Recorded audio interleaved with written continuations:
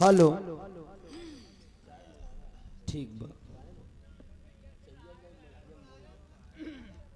आ हमसे नहीं गड़बड़ाना रू बेचारू अब बहन बताएं हमसे हुआ कहन कि गायन आ नहीं कोनो केबिन का दब गया रहन नहीं एक मिनट छेड़ब का कोनो वहन का हाँ हाँ छेड़ आई है कि गावई आई है यार गाय बजाए के अपने घरे जाप के मालिक के दिन सब वहाँ छड़बैया उड़बैया का कहें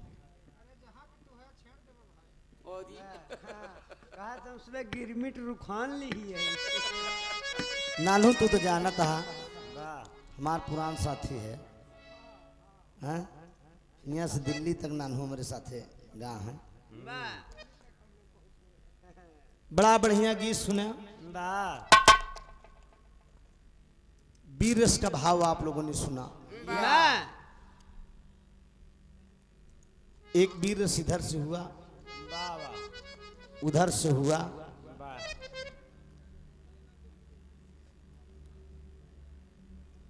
जोग जोगनी के तरफ बाजा खराब हो जात के तरफ कुछ खराब हो जात है बेचारू जान के नाई खराब करते रहे लहाना मशीन कहूँ हर और हो गए तारे ये सरग इलेक्ट्रॉनिक चीज हो कमेटी के लोग सब सोई गए भैया कि यहाँ है सब तब चाहो न क्यों लिया कि अब इनका लोग पिया आवत बा अरे बाप रे बाप अब कारण है सरकारी वर्कर हैं बिरहा मौज मस्ती के लिए कराए दिए ना भोई गए खिनी आनंद ले लेना अपन बैठ के क्या दिक्कत है कहो बताओ इन्हें लोग को तबई चढ़ा रहा है बस कहें 7 बजे कहे नहीं शुरू करे ये आप जान ले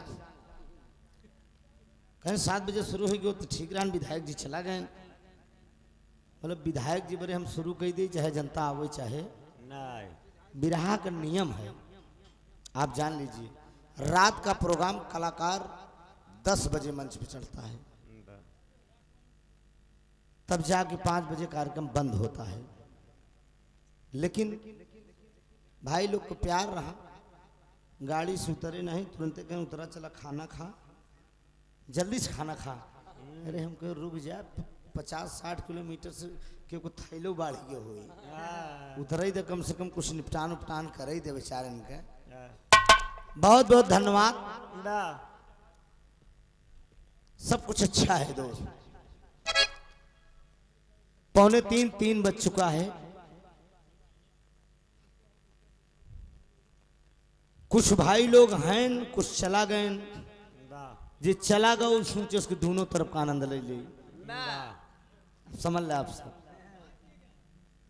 अच्छा चाय पिएगा है सब अच्छा नहीं ये बिचवा वाले कुछ चाय पिएगा है कुछ चाय पिएगा है बात समझ ले दोनों आनंद हो गया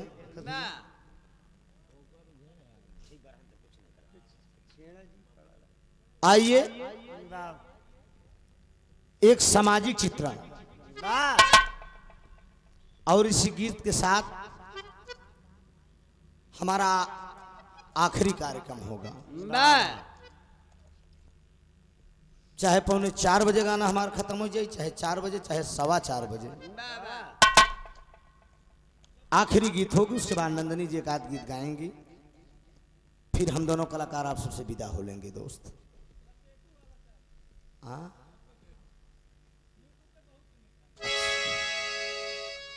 गंगा कैसेट में जो गाए लपेटुआ चला ससुराल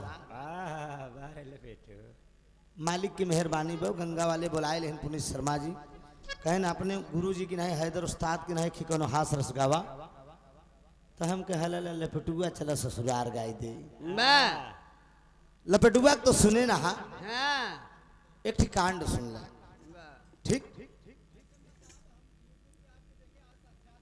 ठीक ठीक ठीक आज तो देख ले है ना भैया तो हम तो नहीं देखे रहे आपके आज साक्षात देख लें बतिया दोनों जन तो लागू होता है अगर देख लें कना नु यही बाने हम नानू को देख ली, नानू को देखे रहे, नानू को चश्मा नहीं देखे रहे। भैया का प्रणाम बा। अच्छा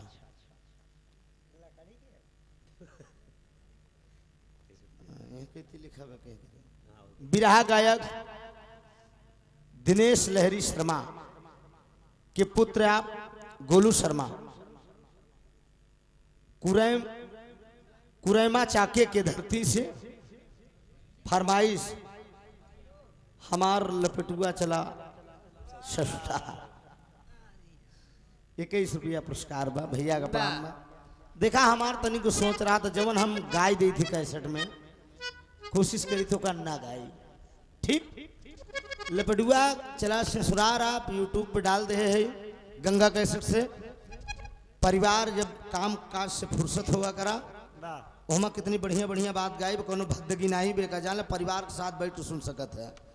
असली सेकंड हैदर अली जुगनू का रोल है उसमें, ये जान लीजिए। एक नया बिरहा सुन ला हमसे, अहो 2 दिन बाद यूट्यूब पे आई जाए, कैमरा लगा बा 2 दिन बाद चढ़ जाई। जितना आज हिया सुनत है 2 दिन बाद यूट्यूब पे पाई जाए दोनों को भैया से। एक कांड सुनिए दोस्त, यहाँ हर प्रकार के लोग बैठा हैं। गरीबी क्या चीज होती है, समझा? गरीबी क्या चीज होती है? बेटियां जिसके घर में सयानी हुई, चैन की नींद वह बाप सोता नहीं। हमारे आपके समाज की ये दशा है। बेटियां पैदा होना कोई गुनाह नहीं है दोस्त। लोग बेटियों से घृणा करते हैं। कहा कि भैया का भतोरे मलके कहन बिटिया भाई, ना ना ना ना ना, बिटिया भी अपना हक लेकर आती है। एक बिटिया देखा नंदनी के, कितना बढ़िया देश दुनिया में हम लोगों के साथ कंधे से कंधा मिला के रंगमंच पे चाहे 20,000 हो चाहे 50,000 पब्लिक हो 1 लाख हो, ये भी बराबर साथ दे रही हैं। मर्दों से डट के मुकाबला कर रही हैं। बेटियां कहीं से कमजोर नहीं है दोस्त। नजरिया अपना अपना होता है देखने का।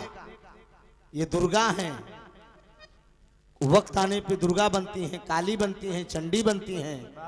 अरे कोमल बहुत जल्दी होती, ये ममतामयी होती हैं दोस्त। एक ऐसी कहानी हम गरीब को सुनाऊं, यकीनन आप सब सुन के जा। बिरहा तो बहुत पुराना है। आई बिरहा हमारे उस्ताद जुगनू हैदर अली साहब का गाया हुआ है। गुरुजी की याद में ये बिरहा में गा रहा हूँ। बैठ के आप लोग सुन लीजिएगा, जरूर आनंद आएगा दोस्त। बजाएगा बड़क साहब।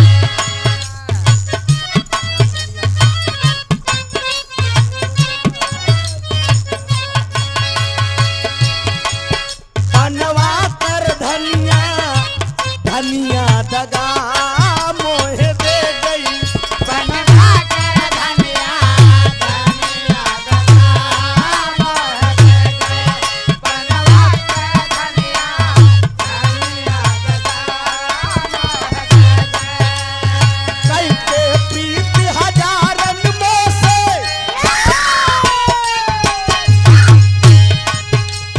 कई के प्रीत हजारन मोह से नई करेंसी ले गई रे बनवा कर धनिया धनिया दगा मोहे दे गई बनवा कर धनिया धनिया दगा मोहे दे गई बनवा कर धनिया धनिया दगा मोहे दे गई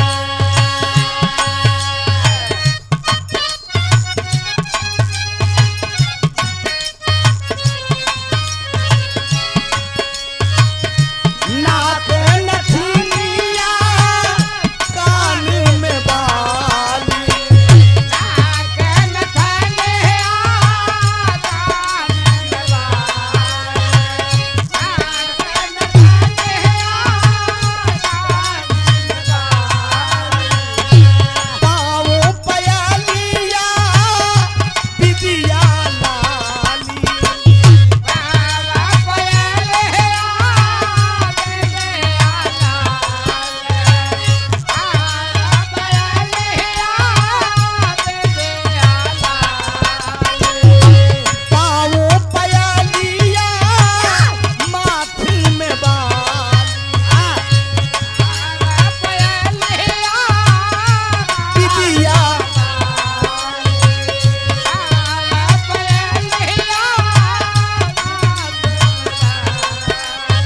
मगा मगा के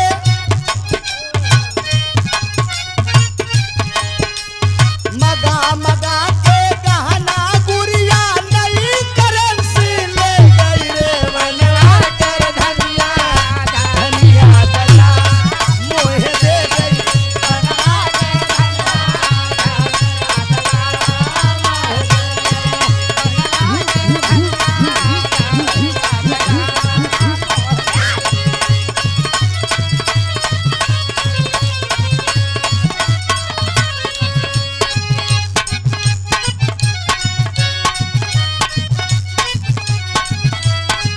तारा बिंद जार यार पीपरा के छाँव में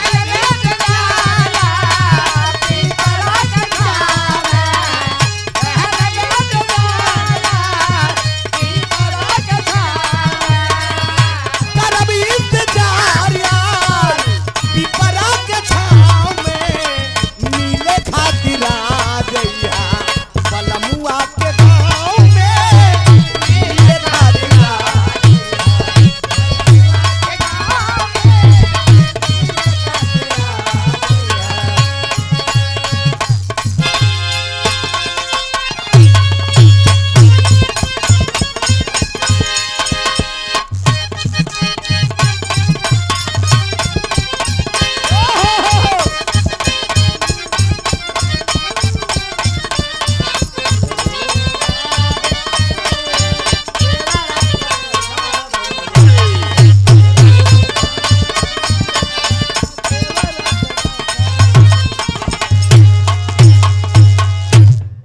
आवा फर्स्ट बार वाले में बाजा हमका बड़ा भाता दिया क्योंकि वीरस का भाव था आवाज पे काफी जोर गई लेकिन कोई बात नहीं है हो जाता है भाई बॉडी के लिए बड़ा हानिकारक बताया लेकिन अब कलाकार हैं भाई जहां जैसा भाव होगा झेलना पड़ेगा आइए 4 लाइन की भूमिका दी गई है बाबा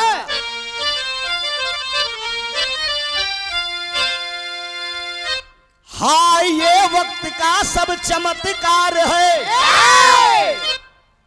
ठीक है पीते रहिए हम काम कर लेंगे कोई दिक्कत नहीं हाय ये वक्त का सब चमत्कार है लोग बेटों की कीमत लगाने लगे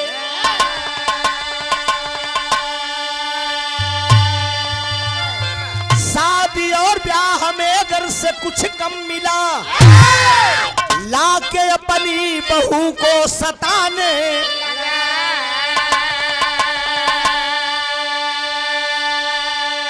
कोई देता जहर कोई धाता सहर, किसी को तो फांसी का फंदा।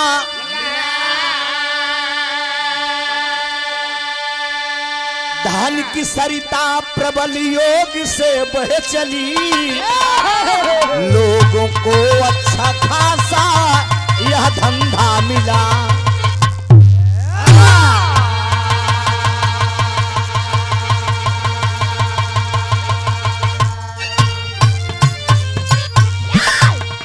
ध्यान दीजिएगा, हाँ ये वक्त का शिव चमत्कार है। लोग बेटों की कीमत लगाने लगे। शादी और ब्याह में अगर से कुछ कम मिला तो लाकर अपनी बहू को सताने लगे। कोई देता जहर कोई धाता सहर, किसी को तो फांसी का फंदा मिला। धन की सरिता प्रबल योग से बह चली, लोगों को अच्छा खासा यह धंधा मिला। ये हमारे समाज की दशा है। बेटा अगर तरक्की कर गया, कोनो सरकारी नौकरी अगर मिल गया, तमाम बिरादरी आवे लागे, खास तौर से यादव समाज में बात बा। हमारे समाज में कभी जी दहेज बहुत तेज से बा। कहन 4-6 बिरादरी आए गए, कहन का करी भैया लड़कियां मनते नहीं बा। कहन फलाने गांव से आए रहे लड़कियों, कहन लड़कियों हमार लाइन में न है। हाँ? अब वो कर भैया हम नाई मालिक हैं, ओकर मामा मालिक है। पैदा करे तू, सब कुछ तुझे ले, बियाह के दाएं मामा मालिक हो गए। ऐसा अक्सर होता ना, कहीं भैया का करी, एकर मौसिया मालिक है, एकर फूफा जाने। अबे वो नहीं कि मलिकाना चला सोचा परिवार के गार्जियन हम हैं, परिवार हम चलाते हैं, लड़कियां पढ़ाए लिखाए के पाल पोस के हम बड़ा करें, मालिक मामा हो गए। क्या दशा है? सोचा यही दशा है दोस्त। हाँ कतो कतो पतो हो ही जाते, कहीं भैया वही बड़की पतोहिया जाने वही की इशारा चलत बा। अब वो करे इशारा चले के मतलब आप सब समझ ले। हाँ बड़किन मेड़ कहूँ कहूँ बांध दे, वो का जान ले। कहीं ना भौजी जब कहबे तब शादी हो। एक लाइन भाव दिया गया है,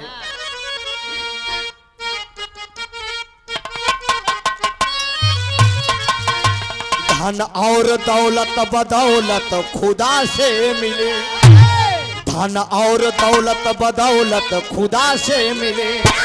मांगना है तो भगवान से मांगिए, धन और दौलत बदौलत खुदा से मिले। मांगना है तो भगवान से मांगिए, धन और दौलत बदौलत खुदा से मिले।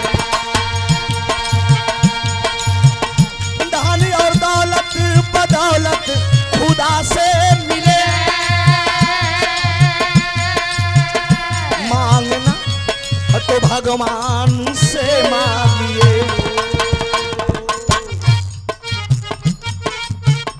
सबसे करता करम झोली भर देता है, सबसे करता करम झोली भर देता है। करके अनुरे बिने शान से मांगिए, सबसे करता करम झोली भर देता है। करके अनुरे बिने शान से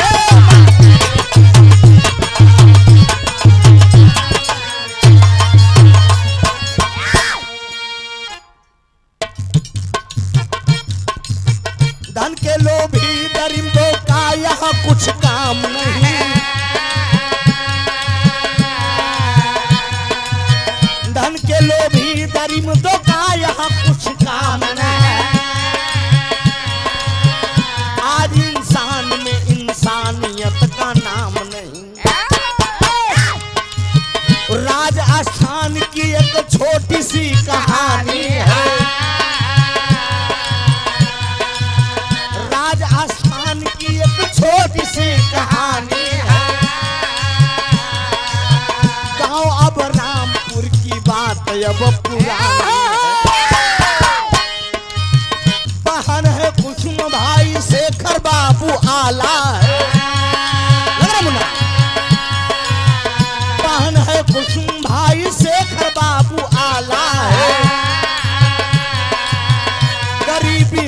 बाबू कैसे पेट पाला है।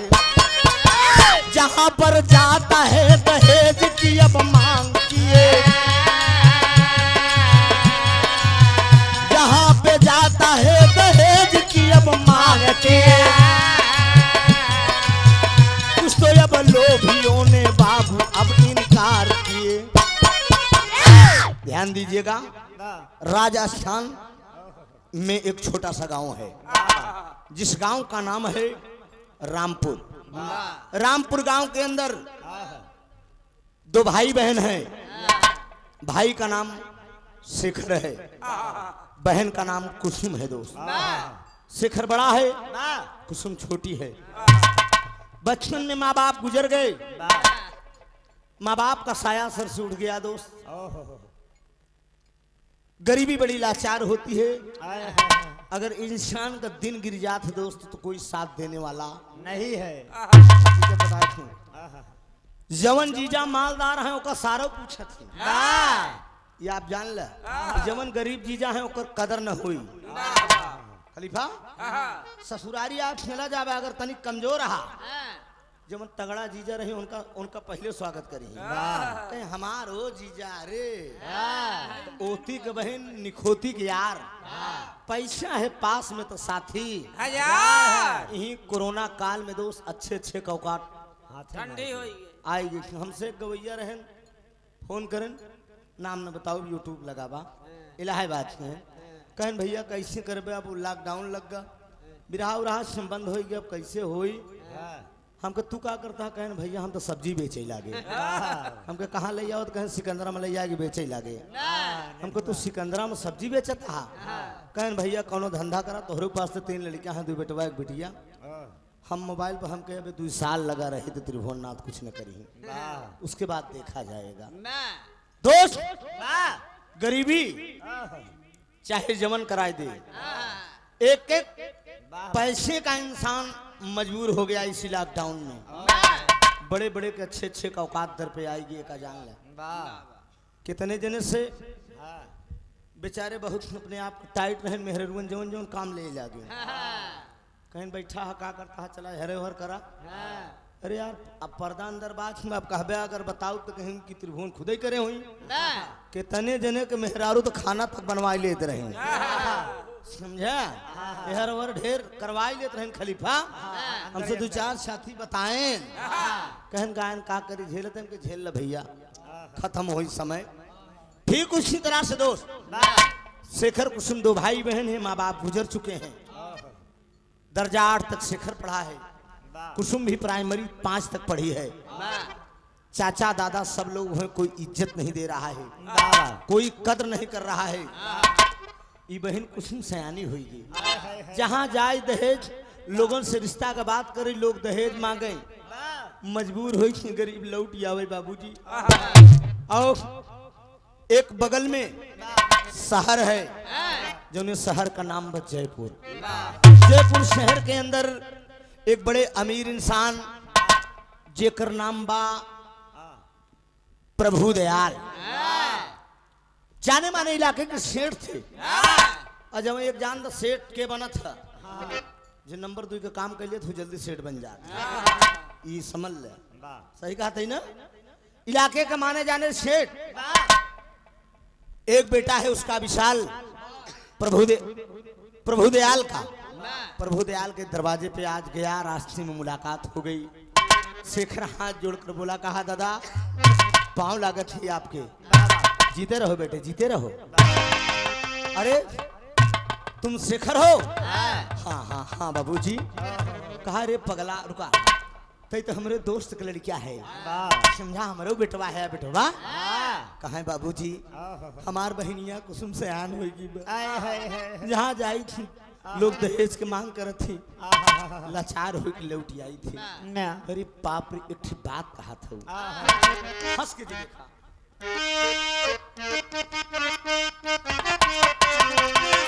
यह दरज का लाइन बकी, अरे हंस के जब देखा तू एक कबेरिया। कभी जी हमारा सब पुरान तर्ज मिली, जमाना रहन आज में बिरहा में पेच देता है। हाँ? जब तक अश्लील तर्जिया भरते नहीं, तब तक हम बुराई न कर भाई, राइटर भगवान होती, लेकिन ऐसे से हुरहेट दे दी और शर्म लग जात कि यार ये सब तर्जिया हटाई देता तो बढ़िया रहा। कहना है कि अरे हंस के जब देखा तू एक बेरिया हम मरी मरी जाई तो हाथिया, हम मरी मरी जाई तो हाथिया, हम मरी मरी जाई तो हाथिया।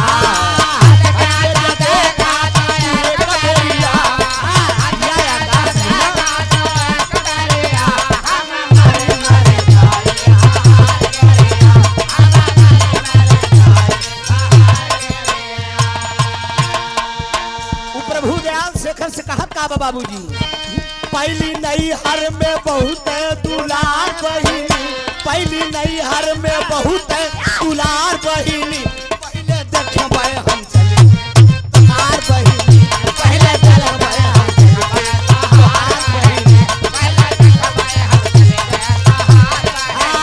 पाए नई हर में बहुत दुलार बहिनी, पाए नई हर में बहुत दुलार बहिनी, पहले देखबे हम चले तोहार बहिनी, पहले देखबे हम चले तोहार बहिनी। बसंत लाल बिंद जी आप बसही के धरती से 21 रुपया प्रणाम हो, आशीर्वाद की इच्छा है। ध्यान दे दोस्त, बहिना तोहार आहै साचे कैडाली, बहिना तोहार आहै साचे कैडाली, बहिना तोहार आहै साचे कैडाली। अरे कुल बगिया सिंचबई हम बन करके माल,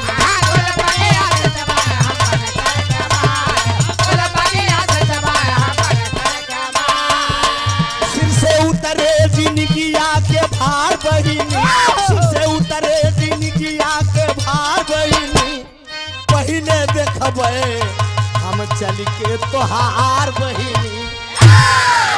ए मुन्ना, हम तोहरे बहन के देखब, अगर तोहार बहन हमका पसंद आई गे हम बिना दहेज के शादी कैले।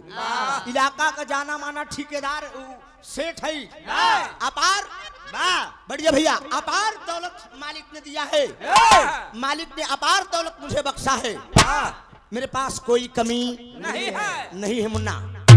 आई जान ला कि जितना साला सेठ है एकरे आगे के बात समझ ल खलीफा, ई जितना सेठ बा जितना उज रोटी बा ओकरे अंदर से मन बुरी नजर वाले तेरा मुंह काला।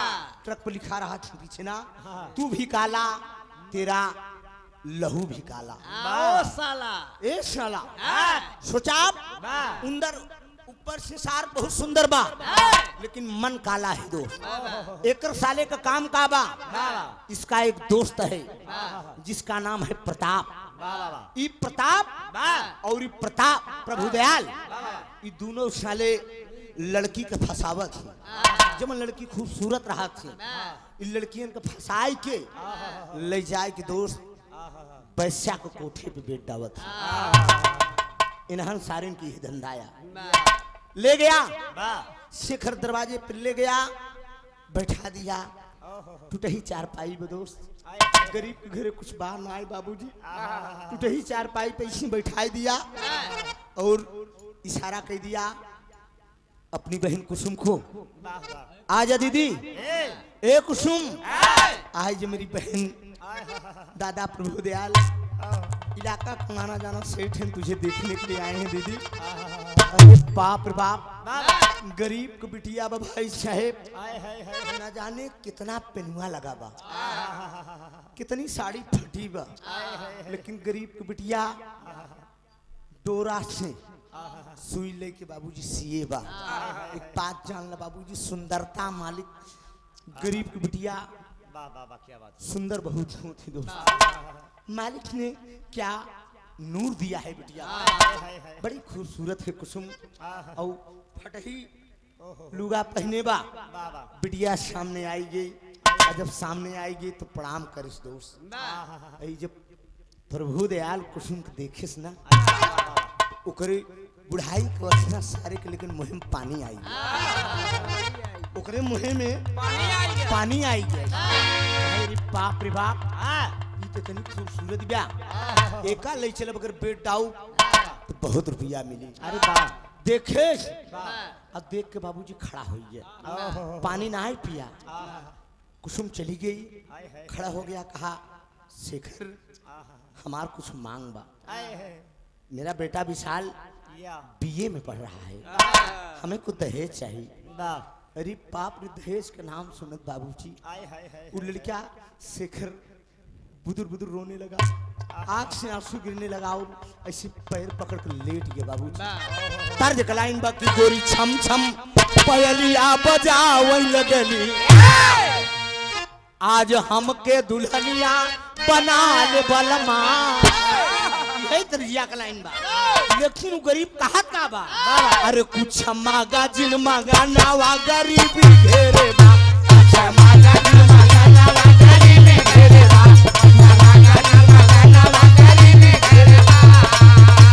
अरे भाई का ठिकाना नहीं सदिया पहाड़ भाई, अरे भाई का ठिकाना नहीं सदिया पहाड़ भाई, लागी हम चला नवा गरीबी घेरे बा, कुछ मांगा जिन मांगा नावा गरीबी घेरे बा।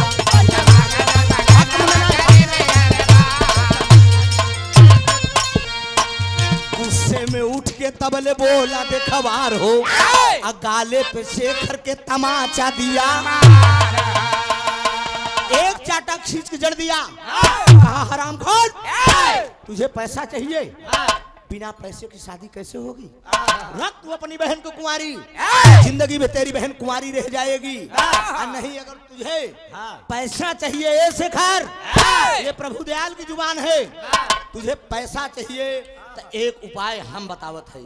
कहा बोला दादा, कहा अपने बहन के लुटाई दे जवनिया, अरे अपने बहन के लुटाई दे जवनिया, अरे भाई हम खजाना बात कर क्षमा कर जमाना नवा गरीबी घेरेगा, क्षमा कर जमाना नवा गरीबी घेरेगा,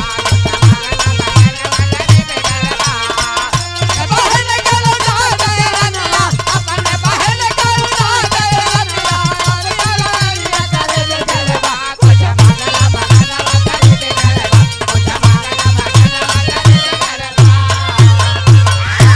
कहा सुन तुझे पैसा चाहिए, ई जमन तोर बहन कुसुमवा बा, एकर इज्जत लुटाई दे,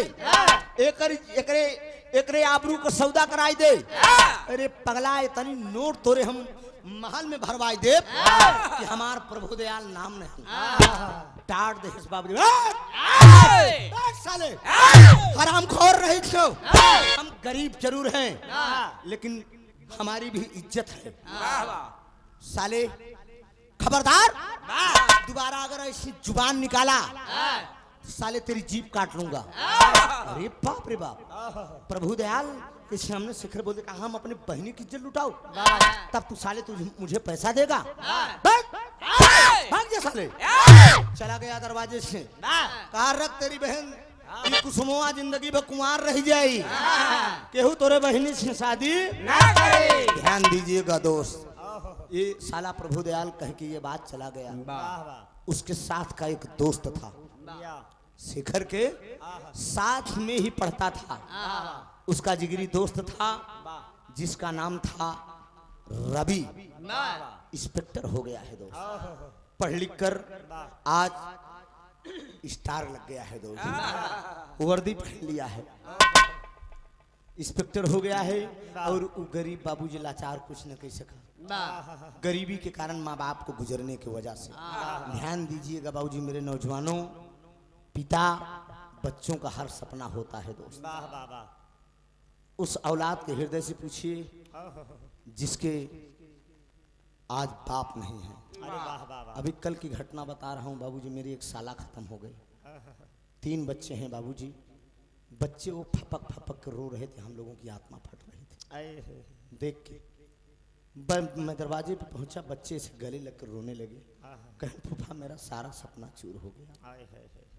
पिता सपना होता है दोस्त, माँ बहुत कर सकती है, आपको भोजन बना के दे सकती है, आपकी परवरिश कर सकती है, लेकिन जिंदगी का सारा सपना बाप से होता है बच्चों का। बेटा जो चाहेगा बाप चाहे जैसे करेगा लेकिन उसको पूरा करने की कोशिश करेगा दोस्त।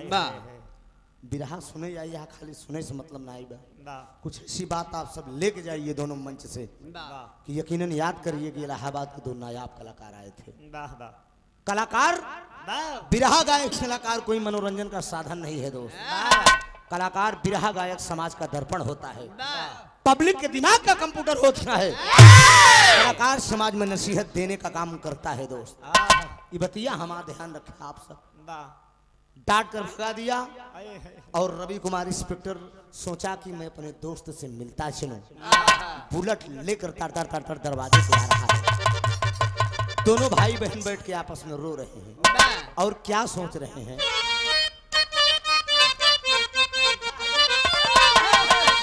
अरे बहन का के सजाए डोलिया, अरे तकंपित घोड़ा शोक में अंबर नीर बहाए।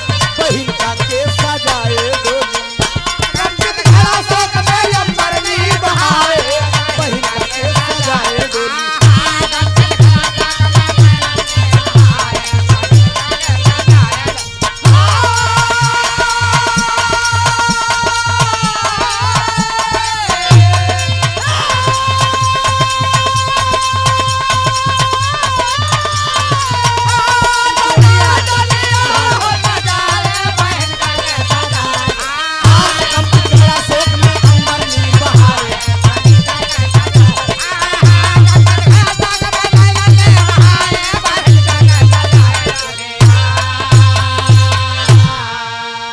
रोते भाई बहन बैठ के भयल जवानी सर के भार। रो के कहे सब बहिनिया भैया, हमारे कारण खैला मार। रहूं जिंदगी भर मैं कुंवारी, कर लो तुम भैया इतबार। अरे रोवत देखा भाई बहन को, बोली बहिना शेखर बिरन से, हमें न चाही से नूर लीलार।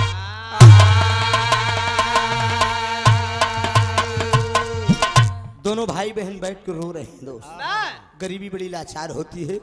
भाई को रोते हुए कुसुम देखती है, पास में आ गई, कहा भैया वाह आप हमारे खातर मार खा गया, याद कर लेना बाबूजी, हम कभी तोहरे दामन में दाग न लगे दे। याद कर लेना बारे मेरी हिंदुस्तान की नारी, कहा हम तोहरे दामन में दाग न लगे दे। हम वादा करते भैया, हम पूरी जिंदगी शादी न करब, हम पूरी जिंदगी मांग में सिंदूर न भरब।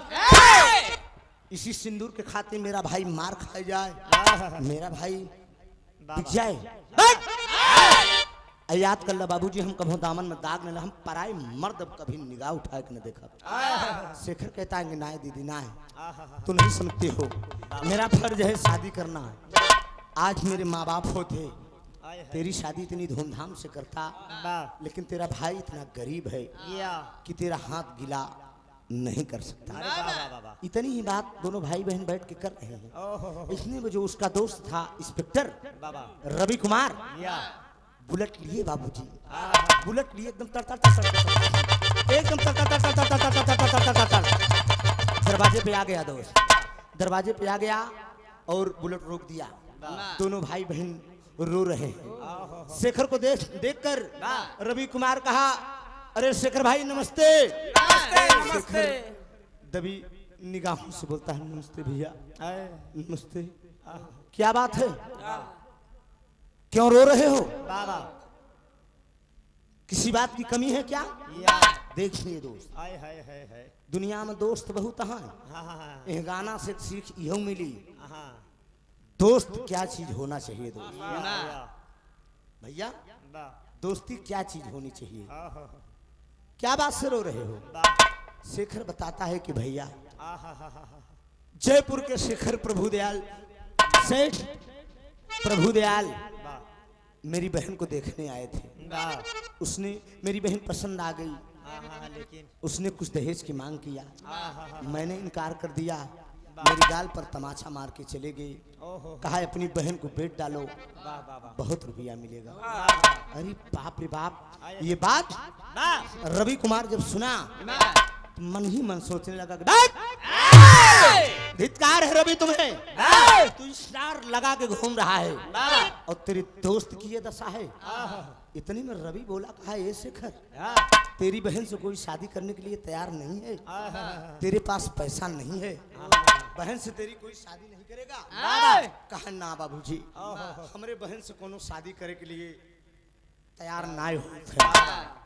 कहा ठीक है, तेरी बहन से कोई रिश्ता करने के लिए नहीं तैयार हो रहा है ना, एक बात मैं कह रहा हूँ सुनो। गौर से कहा, बोलो भाई क्या कह रहे हो, कहोगे? तो शेखर ने तब रवि कुमार से सारी बात बताया। अरे रवि कुमार अभी की आंखों से अरे बाबू है पित्र को गले लगाया हो, अरे राम बहिन का के सजाए डोलिया। कहा अगर इतराज न हो तो, अरे अगर इतराज न हो तो कुसुम मेरे मन भाई बहिन का के सजाए डोलिया। अगर इतराज न हो तो कुसुम मेरे मन भाई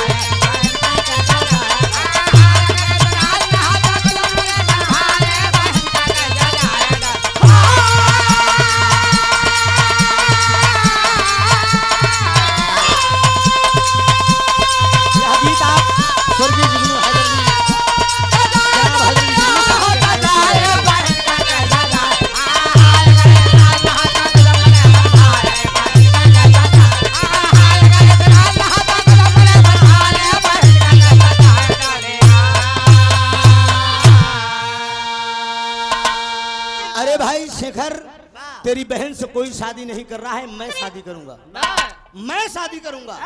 मेरी तेरी दोस्ती है, लेकिन अगर तू बुरा न मान तब। अरे बाप रे बाप, इतने में शेखर बोला, अरे भाई तू बड़वार मनई है, तू इंस्पेक्टर रहा, हम गरीब मनी, हम दहेज कहाँ दे पाओ। कहा ना ना ना ना ना, हम जुआ है, समाज को बदल डालेंगे, अमीरी गरीबी की बात नहीं है। उससे मुझे बहुत अच्छी लग रही है, मैं तेरी बहन से शादी करूंगा बिना दहेज के। शेखर कहा है भाई हमका रिश्ता मंजूर बा। ला के बाबूजी मिठाई खिलाया, मुंह मीठा किया और मारे खुशी के मान रवि चला गया। भाई देखा आई बाबूजी कुसुमुआ बड़ी खुश बिया, मन ही मन लड्डू फूटत बा। भगवान हमार शादी बहुत बड़े घरे बहुत तर्ज कलाइन बा।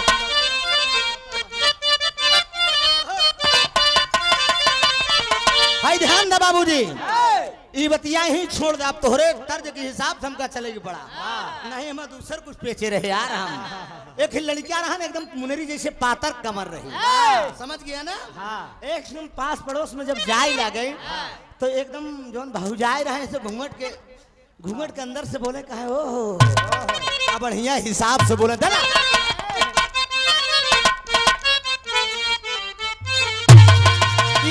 उस्ताद का वर्जनल धुन रही, अरे पतरकू पतरकू पतरकू हो पतरकू, अरे पतरकू काहे जदुइया काला, पतरकू काहे जदुइया काला, पतरकू काहे जदुइया काला। आज एक जिंदगी जा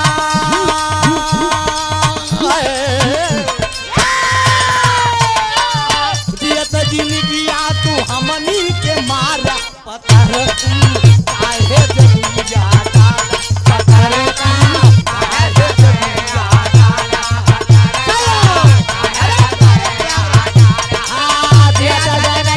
तो हमने के मारा, तो हमने के मारा, पतरकू काहे जदुइया काला, पतरकू काहे जदुइया काला।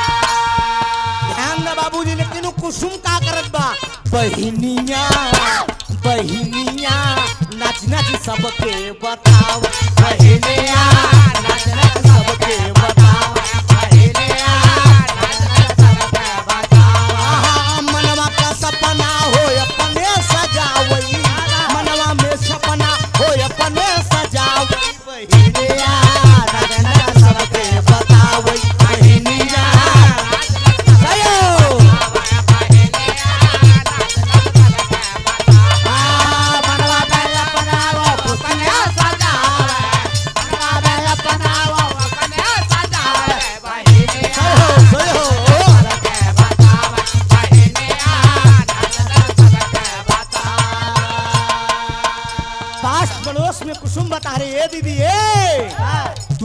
हमार हम फौजी जवानवा दुल्हा हमार हम फौजी जवानवा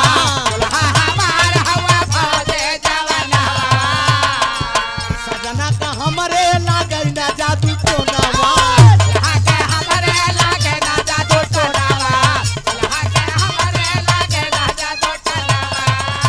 अरे अपने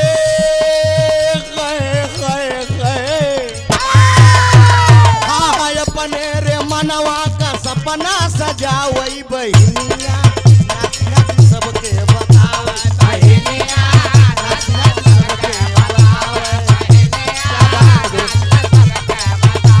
हाँ मनवा के अपनावा खुशियाँ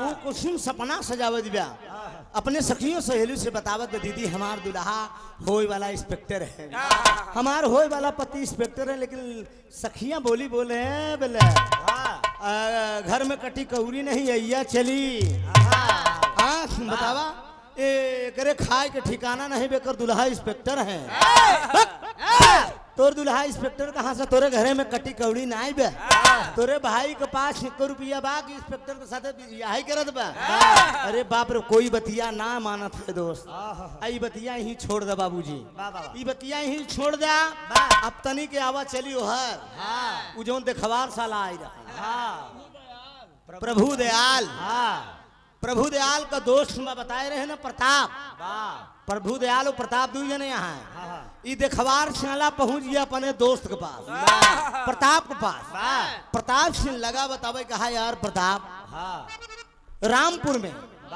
रामपुर में शेखर कुसुम 2 भाई बहन है कुसुम इतनी सुंदर है अगर प्रताप ओका फसाए के लई उबे भाई साहेब बेच जावा जाई माला माल हो जावा जाई प्रताप कहे दादा चिंता ना करा तू अब हमरे ऊपर छोड़ दे अभी हमरे ऊपर छोड़ दे आप ओकर पता हमका दे दा हम ओकर घर खोज ले तू चिंता ना कर हम पूरा काम बनाए ले देखिए अमीर लोग गरीबों को किस तरह से परेशान करते हैं दोस्त ध्यान दीजिएगा इधर प्रताप चला आ रहा है शेखर का घर खोजने के लिए और शेखर आज कुसुम से कहा कि दीदी हम शहर में मजदूरी करे मजदूरी करने के लिए जाएंगे दीदी अभी शादी तेरी 3 महीना है तब तो कुछ पैसा कमाई ले इकट्ठा कर ले खूब धूमधाम से तेरी मैं शादी करूंगा कहा ठीक है भैया रामपुर से वो शहर में काम खोजने के लिए जा रहा है और ये रामपुर से शहर की तरफ जा रहा है वो अब प्रताप क्या कर रहा है शहर की तरफ से गांव की तरफ आ रहा है रास्ते में दोनों की मुलाकात होती है जब दोनों की मुलाकात हो गई तो प्रताप को देख कर शेखर कहा प्रताप भैया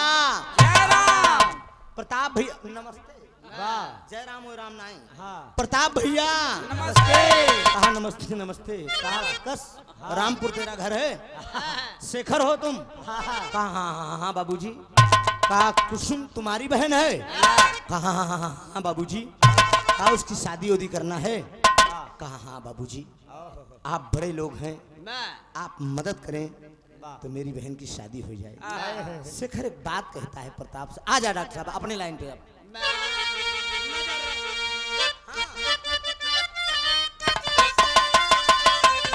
यह तरज का लाइन की नजर लागी राजा तोरे बंगले पे लेकिन वो शेखर कह क्या रहा है कहा अरे सहारिया में कौनो अरे सहारिया में कौनो नौकरिया दिलाए दा सहारिया में कौनो नौकरिया दिलाए दा सहारिया में कौनो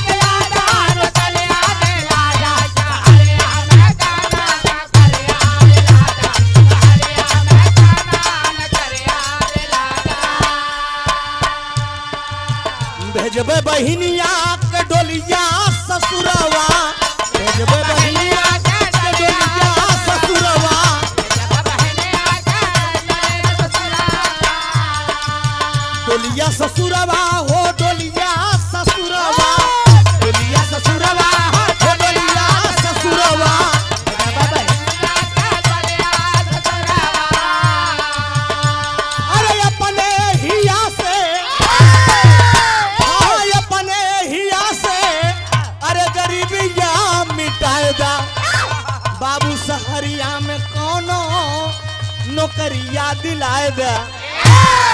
बाबूजी आहा, शहर में नौकरी खोजे आई है। बाबा मेरी बहन की शादी आए 3 महीना है कुसुम की। कुछ पैसा कमाने की आहा, विचार में आया हूँ। बा प्रताप कहने लगा बाबा ठीक है तुझे नौकरी मिलेगी, बा मैं नौकरी तुझे दे रहा हूँ। बा कहा बाबूजी आप नौकरी दे रहे हैं? कहा हाँ। आहा। उस जमाने में बोल दिया कि तुझे 50 रुपया रोज मिलेगा। 50 रुपया मैं डेली दूंगा। आहा, बाबूजी काम क्या है? आए है वो गरीब का है बाबूजी काम क्या है? बाबा बताओ बाबूजी आहा, क्या काम है? कहा बंगले की सफाई कर दो, बंगले में पोछा लगा दो, झाड़ू लगा दो, आने वाले मेहमानों को बैठाओ, चाय पान कराओ, बस यही काम है। या देखिए बाबा अमीर लोग राम शिरोमण जी आए है अमीर लोग गरीबों को किस तरह से परेशान करते हैं आहा, यहो भी रहा सुना आज इलाहाबाद से वाह वाह बहुत पूर्वांचल का सुनत सुनत गान हो गया। किस लिए गरीबी क्या होती है? ये बड़कमन कैसे परेशान साले करे थी गरीबन को। बंगले का सफाई खोल दिया और गरीब बाबूजी लेहे गमछा ओहो फटहा आए हा कुर्ता पहने बाबूजी लेके झाड़ू जुट गए। और जब लेके झाड़ू जुट गए इतने में कहा ए ऐसे काम चलने वाला नहीं है। कहा कैसे बाबूजी? कहा ये जोन कुर्ता बा एका उतार के पहले खूटी में टांग दे, तब प्रेम से सफाई कुर्ता उतार कर खूटी में टांग दिया। वही कुर्ता का उतारना तो कारण हो गया, आहा, वही कुर्ता ही कारण हो गया। दो कुर्ता जब उतार दे बाबूजी गरी बाबा कुर्ता उतार के खूटी पे टांग दिया। उसके बाद कहा कि शेखर जरा एक गिलास पानी लेके आओ। बाबा पानी लेने गया दोस्त, आए है पानी लेने गया, पानी लेके आया, बा उतार कर सोने की अंगूठी, सोने की जंजीर, बाबा घड़ी, तीनों सामग्री उसी मेज पर धर दिया। आए है पहले जाकर गिलास रखाओ, पानी पी लिया। बाबा गिलास रखने जब गया वो ओहो शेखर आ तो जो तीनों सामग्री रही बाबा सोनों की अंगूठी, जंजीर, घड़ी या उल्लई जाए कि प्रताप शेखर को कुर्ता के जेबे में डाल दिया। डाल दिया। बा जब जेबा में डाल दिया आए वो तो बाबूजी गिलास रख के आए लेके झाड़ू फिर जुट गया। बाबा कुछ देरी के बाद प्रताप बोल दिया, कहा शेखर बा टाइम क्या होगा? मुझे कहीं निकलना है, क्या टाइम होगी? प्रताप जब टाइम पूछना है तो शेखर कह रहा कि भैया घड़ी तो आप पहने थे हाथ में, आप देख लीजिए। कहा अरे इधर उधर चारों तरफ देखना। बाबूजी देखने के बाद कहा मैं घड़ी यहीं रखी थी, हम घड़ी यहीं रखी थे मेज पे, घड़ी क्या हुई? अरे बाप रे बाप, शेखर कहने लगे ना है बाबूजी ना, हम गरीब जरूर हैं बाबूजी, ऐसी बात मत बोलिए, मैं आप मेरे पिता के समान हैं। हम आप कहा साले घड़ी में यहीं रखना था, क्या हुई? इसके मतलब साले तुम गरीब जरूर हो, तुम गरीबों की यही दशा होनी चाहिए। साले गरीब तुम जरूर हो लेकिन चोर हो।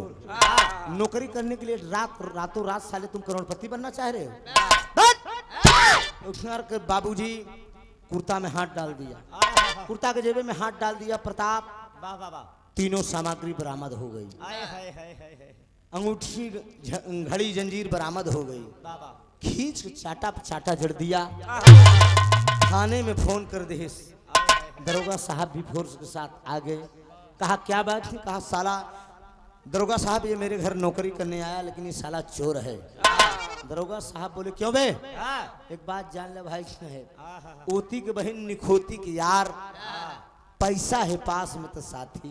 यार आजकल कानून पैसा पे चलत बा का भैया, बाबा कानून भी पैसा पैसे पे चल रहा है। वाह। अच्छे अच्छे माफिया जवन है अपन केस दबवाई देते, फाइल कहाँ दब जा साली भरत नहीं, वाह। ये पैसे का कमाल है दोस्त। बाबा और यही आज उस गरीब के साथ हो रहा है।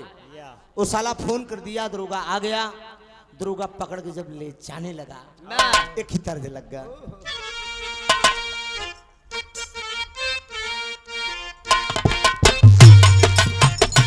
यह लाइन बा, इमली का बूटा बड़ी पुरान लाइन बा, नौकरी सुनो सुनो तो बयान आप सब। इमली खट्टी मीठे बेल, लेकिन ध्यान दीजिए ओरिजिनल समान डुप्लीकेट कम नहीं है दोस्त। बोला दारोगा साला है चोर, बोला दारोगा साला है चोर, बोला दारोगा साला है चोर, नाहक कमीना करता है शोर, नाहक कमीना करता है शोर, नाहक कमीना करता है शोर, बोला दारोगा साला है चोर, नाहक कमीना करता है शोर, अब न चलेगा तेरा जोर, चल जल्दी थाने की ओर, चल जल्दी थाने की ओर, चल जल्दी थाने की ओर, चल जल्दी थाने की ओर, बोला दारोगा साला है चोर, नाहक कमीना करता है चोर, अब न चलेगा तेरा जोर, चल जल्दी थाने की ओर, चल जहाँ जहाँ तूने चोरी किया है आज बताना होगा, मारूंगा चालान भी होगा, जाए जेल बड़े धोखा, बोला दारोगा साला है चोर, नाहक कमीना करता है शोर, अब न चलेगा तेरा जोर, चल जल्दी थाने की ओर, चल जल्दी थाने की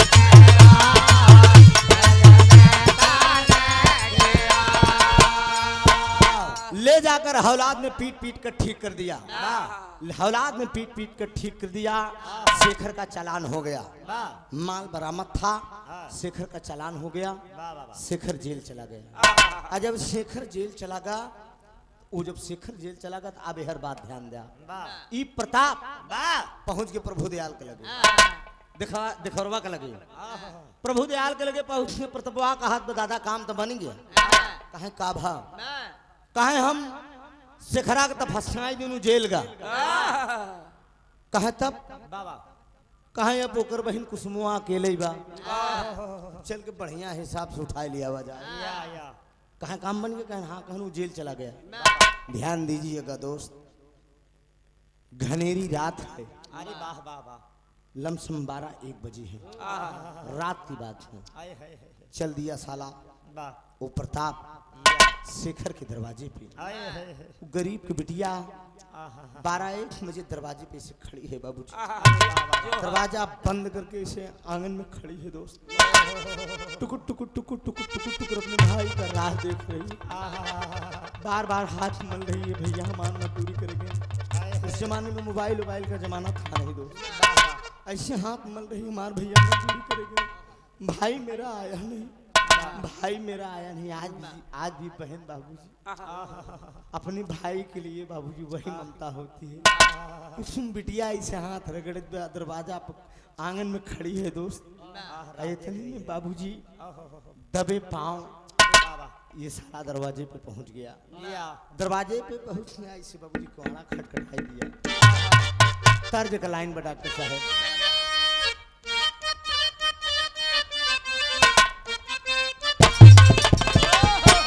अरे यह दर्ज का लाइन बकी, अरे ननदी भौजैया तू नहू,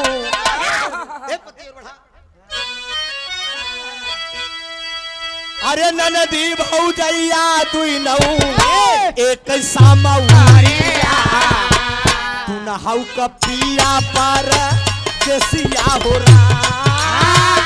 ननदी भौजैया तू नहू, एक सामौरिया तू नहाऊ कपिया पर जसिया हो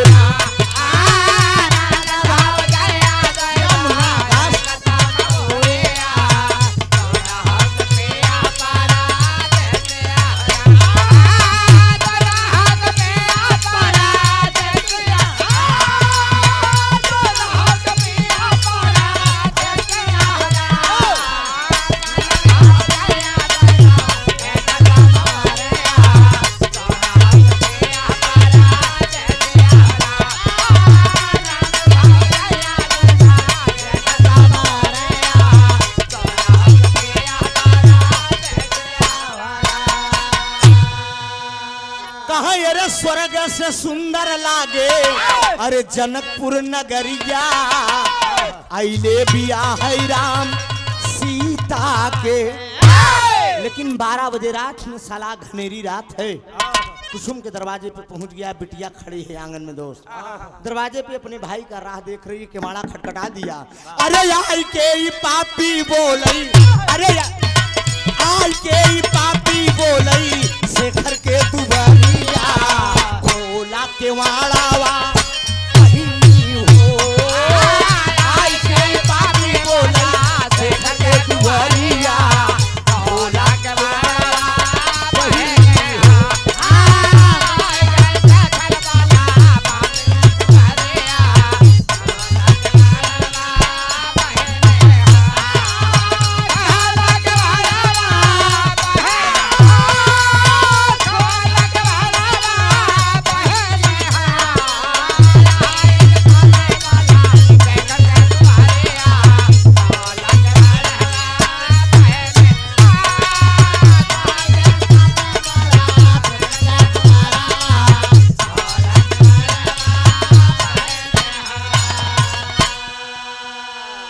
दरवाजा खटखटा दिया बाबूजी।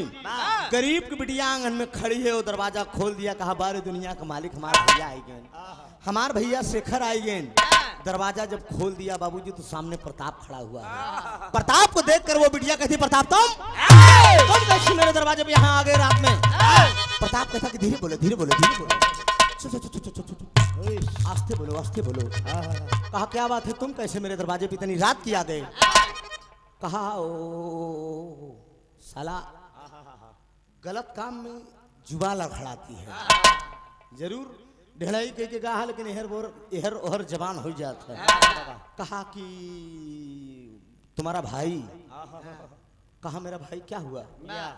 कहा तेरा भाई शेखर शहर में मजदूरी गया, मजदूरी करने गया, उसने कुछ चोरी के इल्जाम में पकड़ा है, थाने में बंद है, कल उसका चालान हो जाएगा, वो जेल चला जाएगा। वो बोला कि मेरी बहन से मेरी मुलाकात करा दो। कुसुम बाबा तू चल अपने भाई से मुलाकात कर ले। कुसुम कहती कि ना ना ना, मेरा भैया गरीब जरूर है लेकिन चोर नहीं है। मेरे भाई की मुझे पूरा यकीन है, मेरा भाई चोर नहीं है। कहा तो कुसुम मेरी बातों पर तुझे यकीन नहीं है, मेरी बातों पर तुझे विश्वास नहीं है? अरे मुझे भी तू अपना भाई समझ। देखा दोस्त, इस साला हरामखोर काट डावे सालन के, अगर हमरे पास होते तो हम सारे के गर्दना उतार दी। बच्चा सालन के लिया के साला बिटिया के चल दे, बिटिया का 12 बजे रात में लिया के चल दिया। रास्ते में पहुंचा दोस्त, एक बगिया पड़ी, एक बगिया पड़ती है। लड़की को ही बगिया में बाबूजी आगे आगे प्रताप चला जा, पीछे पीछे वो बिटिया कुसुम चली जा रही है। लड़की को रोक लिया, कहा है लड़की रुक। बिटिया रुक गई। जब बिटिया रुक गई कहा सुन धर डॉक्टर साहब, वही भाव में कहा अरे लूट ले बैरहिया में, अरे लूट ले बैरहिया में सारा सिंगारावा, लूट ले बैरहिया में सारा सिंगारावा, भोला केवाड़ावा लूट ले बैरहिया में सारा सिंगारावा, भोला केवाड़ावा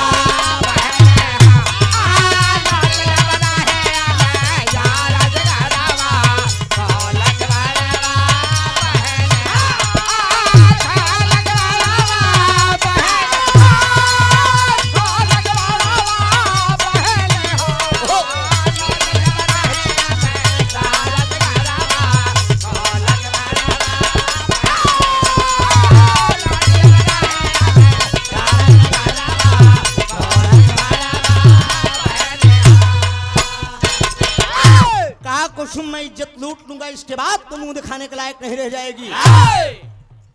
बाबूजी लड़की की एक तमाचा खींच के मार दिया, लड़की के एक तमाचा मारा, लड़की गिर गई, तन की साड़ी खींच लिया, लड़की पेटीकोट ब्लाउज पर है। कहा इज्जत लूट लूंगा, इसके बाद तो मुंह दिखाने के लायक नहीं रह जाएगी लड़की। कहा कुसुम कहती कि ना भैया ना, हमारी इज्जत ना लूटा बाबूजी, हम गरीब हैं, हम बहुत मुसीबत मारी है। सीने पे सवार हो गया राम नरेश, सीने पे सवार हो गया। हरामखोर नहीं मानता है, इज्जत लूटने की कोशिश कर रहा है सीने पे सवार होकर, और जैसे इज्जत लूटने की कोशिश कर रहा है, अब बाबूजी इतने में कुसुम बड़ी तेज उस बगिया में आवाज देती है, बचाओ बचाओ बचाओ। कोई उस अबला का पुकार सुनने वाला नहीं है। बगिया है, घनेरी रात है दोस्त, लेकिन मालिक किसी का रहमो करम करता है दोस्त। बचाओ बचाओ की आवाज कान तक पहुंची। वो कौन था? उसी गांव का एक चौकीदार था। गांव का चौकीदार था और जात का मुसलमान था दोस्त। बचाओ बचाओ की जब आवाज सुना तो लेकर लाठी पहुंच गया पास में, कहा अरे ये घनेरी रात है, इस बगीचे में कोई लड़की कोई अबला पुकार कर रही है। लेकर लाठी पहुंच गया, इतने पे सीने पे वो सवार है, वो उस लड़की की इज्जत लूटने जा रहा है। इतने में लेकर वो चौकीदार लाठी पहुंच जाएगा। प्रताप खड़ा हुआ, प्रताप कहने लगा कि तुम कौन हो? कहा साले मेरा नाम सलीम है। तर्क लग गया, कजरा मोहब्बत वाला, यह तरह जो कजरा मोहब्बत वाला, अरे अखियों में ऐसा डाला, कजरे ने ले ली मेरी जान, हाय रे मैं तेरी कुर्बान। वो दहाड़ कर कहता क्या है? सुन साले मेरी बात, वाला शेर ने गजब कर डाला, पट्टा पूरे सी वाला शेर ने गजब कर डाला, थोड़ा बहादुर सीना था ले अरे तेरी जान, पट्टा पूरे सी वाला शेर ने गजब कर डाला, थोड़ा बहादुर सीना था ले लो गजाले तेरे जान, पट्टा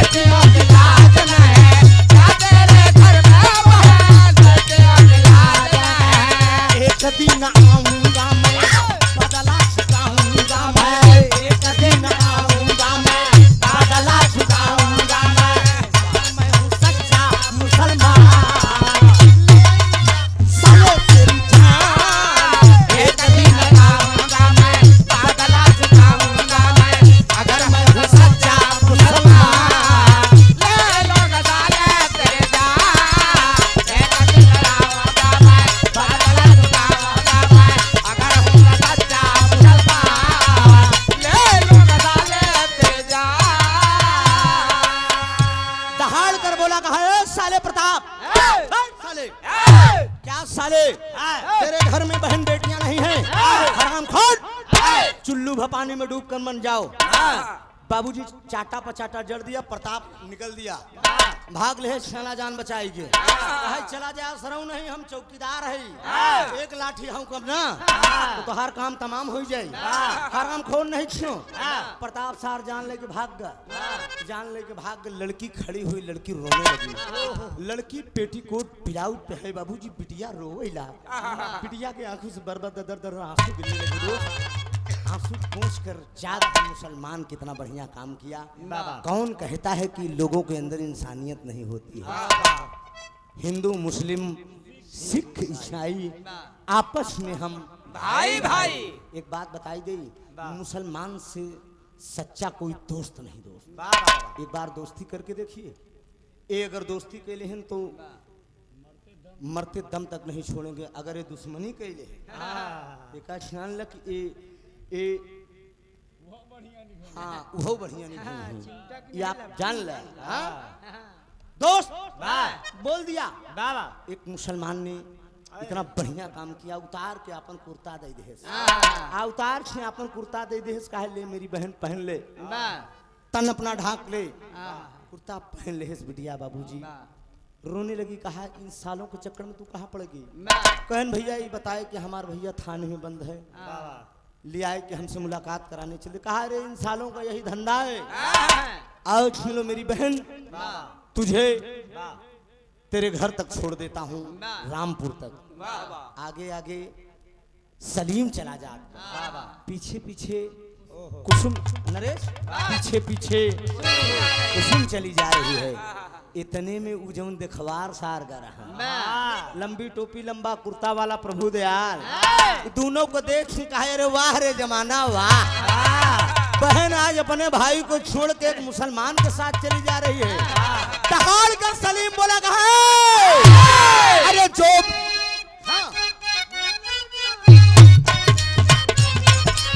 जो भी होना है होगा, बात सब सरासर होगी।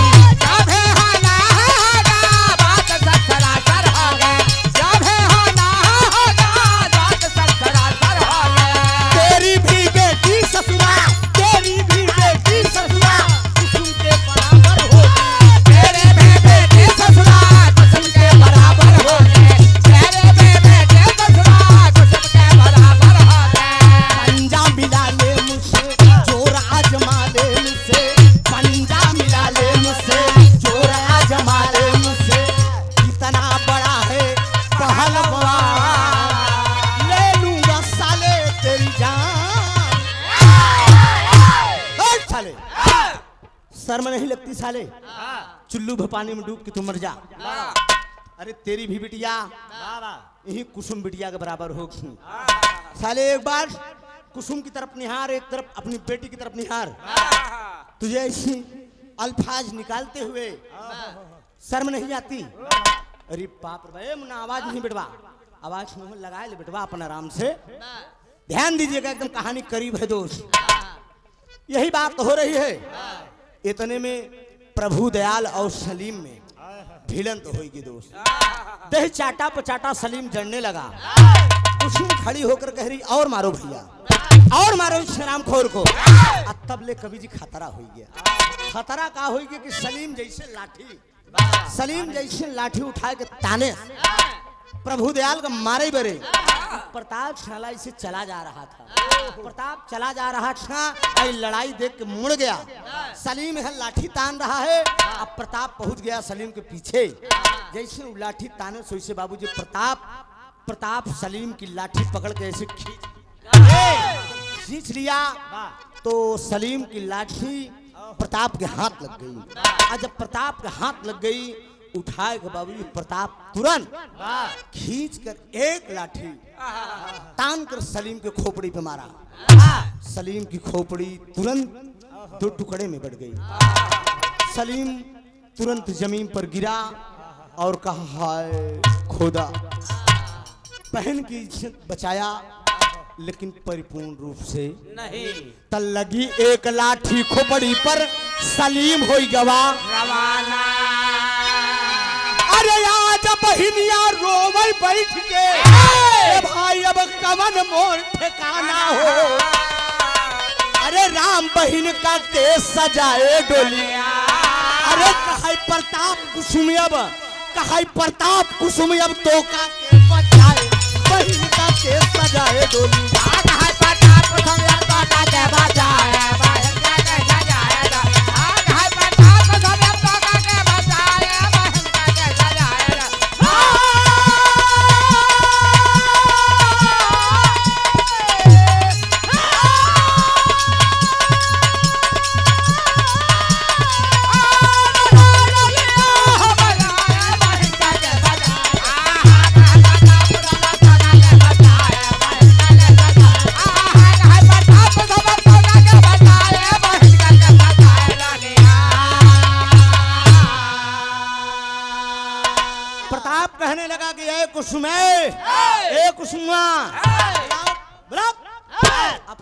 बचाई।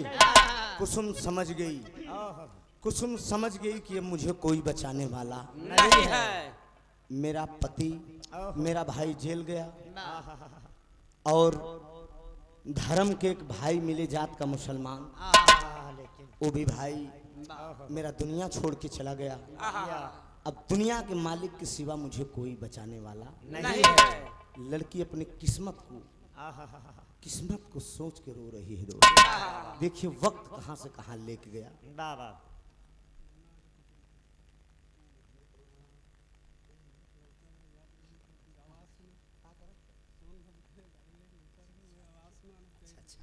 देखा हमार क्लास फेलो है ने सब साथी पढ़े हैं, सब इतना मोटाई गए कि हम तो ऐसे रह गए। या आप मुन्ना यादव जी टीटिमपुर हमारे पड़ोस से हैं, गाड़ी चलाते हैं, सोनभद्र से लौटा रहे हैं। सुने अच्छा हाँ घरे जाता, अच्छा बैठा चल, अच्छा ठीक है जा निकल जा मोर भैया, बहुत बहुत धन्यवाद।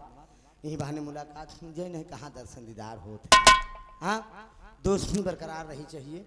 बताया कभी कोनो सेवा हुई तो दोस्ती अदा कर दे।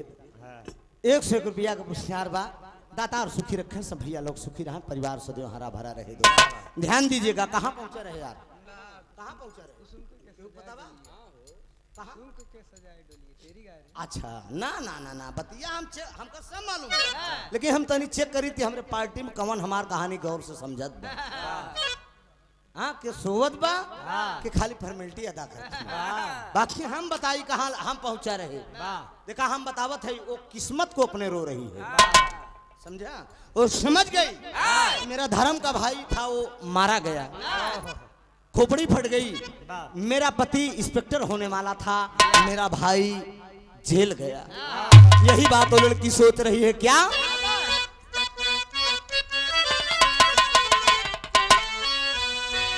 साजन फिल्म का गीत बकी अरे बहुत प्यार करते हैं तुमको सनम, अरे कसम चाहे ले लो। अब बतावा ये सब गाना नंदनी, ये सब बिरहा कवि जी चाहे जे बैठ के सुने ना। हम पहले बहुत गंदा गावत रहे, रिकॉर्ड रहा हमार।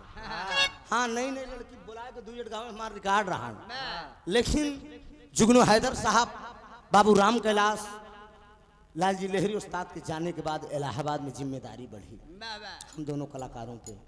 इसलिए समझा गया कि बिरहा को सजो को रखना है, ये हमारी धरोहर है। गीत ऐसा हो कि हमारी बिटिया बहन भी सुन सकें। कसम चाहे ले लो खुदा की कसम, बहुत प्यार करते हैं तुमको सनम। लेकिन वो बिटिया क्या सोच रही है?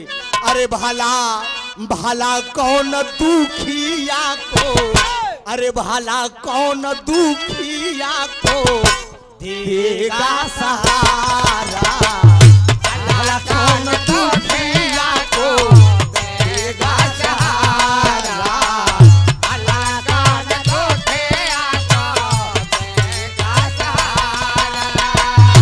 सिवा रब के दू जाना, सिवा रब के दू जाना कोई हमारा, भला कौन दुखिया को देगा सहारा, भला कौन दुखिया को देगा सहारा, भला कौन दुखिया को देगा सहारा। सिवा रब के दू जाना, सिवा रब के दू जाना कोई हमारा, भला कौन दुखिया को देगा सहारा, भला कौन दुखिया को देगा सहारा, भला कौन दुखिया को देगा सहारा। बिटिया सोच रही कि भाई मेरी किस्मत कहां से कहां मुझे लाकर आज खड़ा कर दी। बहुत छे मेरी बदनसीबी पे हंसता जमाना, मेरे बदनसीबी पे हंसता जमाना, मेरी बदनसीबी पे हंसता जमाना। रूठा जहां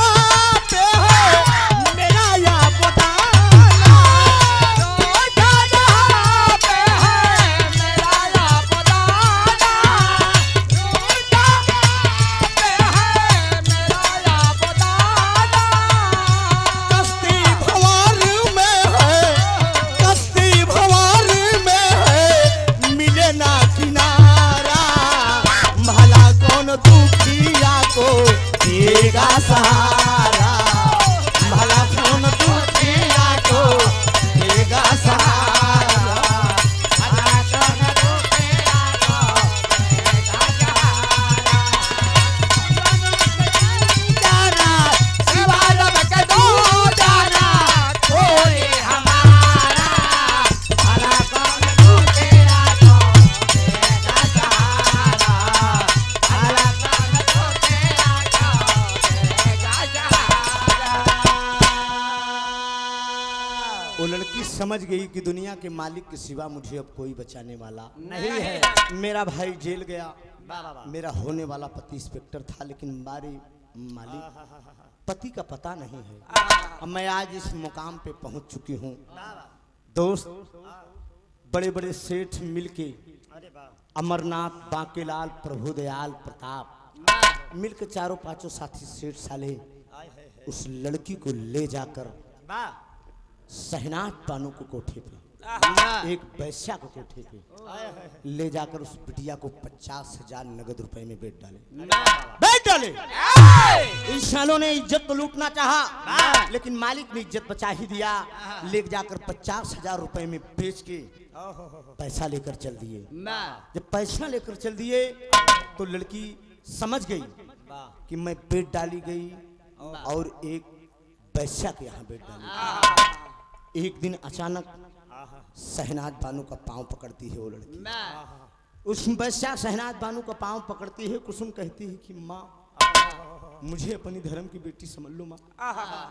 कहा ठीक है, क्या काम है बताओ। ऐसी बात नहीं है कि वैश्या के अंदर दया नहीं होती, या होती है, वाह। लेकिन मजबूरी है। करें क्या, अपने काम के प्रति अगर इतने निर्दयी न बने तो क्या करें, हालात ऐसे होते हैं। शहनाज ने पांव पकड़कर कुसुम कहती है कि माँ वाह। मेरा भाई जेल गया, मेरा पति होने वाला इंस्पेक्टर है, मैं इंस्पेक्टर की बीवी हूँ माँ। लेकिन आज वक्त ने मुझे ऐसा खड़ा कर दिया कि लाकर मुझे आपके कोठे पर बैठ डाले। कहा तब तू कुछ भी हो। शहनाज कहती हो तू कुछ भी हो, मैंने तुझे पैसा देकर खरीदा है, मैं जो चाहूंगी वही। वो तुझे करना पड़ेगा। कहा ठीक है माँ, वाह। मैं मानती हूँ माँ।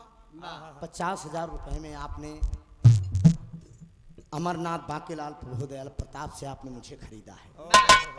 मैं तेरे लिए वाह। नाचूंगी, गाऊंगी, मुजरा करूंगी, सब नाचब गाऊ सब कुछ करम महतारी। खाली एक बात है बिटिया का मान लमाई बस। शहनाज कहती क्या मानना है, बता क्या मानना है तेरी बात। कहा केवल इतना ही मांग लमाई, हमार कभू आबरू जिन बेचू, मेरी इज्जत का कभी सौदा मत करना हमारे। नहीं कोई हवस मिटाने के लिए तेरे कोठे पे आ जाए तो मुझे इशारा कर दे कि जाओ तुम हम बिस्तर बन जा। खाली यह इतना हमार मागन बमाई। शहनाज कहती कि मेरा वादा रहा, अगर तू मुझे अपनी माँ समझ रही हो तो मैं भी तुझे अपनी बेटी समझ रही हूँ। ये मेरा वादा रहा, तेरी इज्जत तब तक नहीं बिकेगी जब तक तू मेरे जान पर नहीं बंधाएगी। कहा ठीक है माँ, मुझे नचाओ माँ, मुझे घुंघरू बांधो माँ, मुझे सिखाओ माँ, गवाओ माँ। अब बाबूजी लगी बिटिया मुजरा करे। देखिए हाथ में बेलना का जगह आज पैर में घुंघरू बंध गया दोस्त। अब बाबूजी सुमोरे राम, सुमोरे राम, धीरे से गागर उतार लियो, हो ची कहीं लचकी न जाई कमरी। कहा अरे ऐसी बेदर्दी के पाले परिराम, जोड़ा भरा वही गगरिया सुमोरे राम, धीरे से गागर उतार लियो, खोज कहीं लचकी न जाई कमर। ये सब उस्ताद का लाइन है यार। अब आजकल के गवैया कहा गए हैं, हाँ अभी बड़ा रिसर्च करे तबे का बैठाई पाए। हाँ हाँ अब आज साल के नौकन के दे दे एक दिन एक हमार चेला है हमके का रिपीट कर कहा गुरुजी बहुत कठिन बा। हमके जाए का 6 महीना रियाज करे तब आया। स्पेशल मुजरा के गीत में दोस्त कब कहा क्या लगना चाहिए वही चीज उस्ताद गाते थे। मुजरा कर रही है वो लड़की मुजरा कर रही है शहनाज के कोठे पे, लेकिन एक दिन धीरे धीरे 6 महीना बीत गया, चर्चा का विषय बन गया। शहनाज बानू को कोठे पे एक लड़की आई है जिसका नाम है कुसुम, बड़ी खूबसूरत है यार, लेकिन साली नाचती है गाती है, लेकिन सुना है उसकी इज्जत का सौदा नहीं होता। एक दिन मूड बनाए के एक दिन बढ़िया मूड बनाए खलीफा वो जवन सारे बेचे रहे चारों अमरनाथ बाकेलाल प्रभुदयाल प्रताप चारों सेठ पहुंच गए। चारों सेठ पहुंच गए कहें शहनाज आओ शहनाज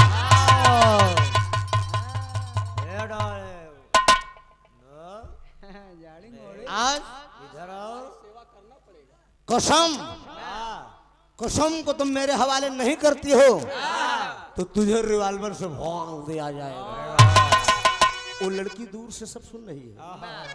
शहनाज आवाज नहीं भैया, शहनाज जा रही है कुसुम से बताने के लिए, लेकिन कुसुम दीवाल की आड़ से सुन रही है कि गोली मारने के लिए कह रहे हैं। इतनी रतिया में तो हर फोन आई है। अरे बाप रे। अच्छा अच्छा कोनो बात हुई भैया आराम से देख ले हो रहे नहीं भाई नहीं हो सकत पतो हो तो कहे पापा कहाँ।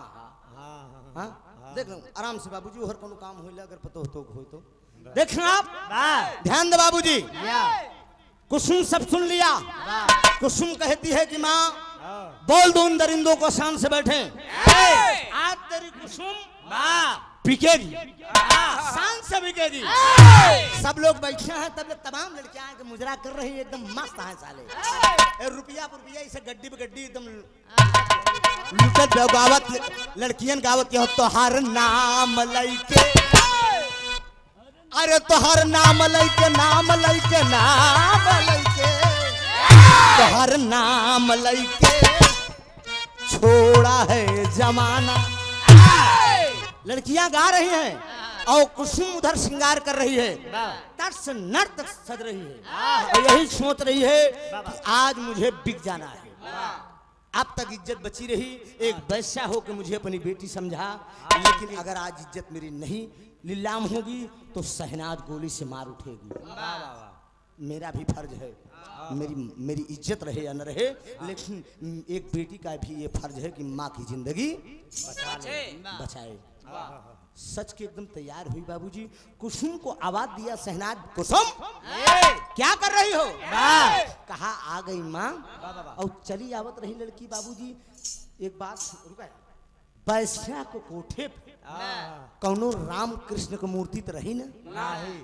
जयपुर में एक ही माचिस चला था जो माचिस का नाम बा कन्हैया, ओपे भगवान कन्हैया का फोटो बनी रही और लड़की चली आओ थी माचिस को खोखा दिखाई गया, माचिस को खोखा उठाई उठाए के कहा हे दुनिया का मालिक बड़े बड़े भक्तों को लाज आपने बचाया है, एक अबला पुकार कर रही है मालिक क्या मेरी इज्जत नहीं बचाओगी? तर्ज का लाइन बात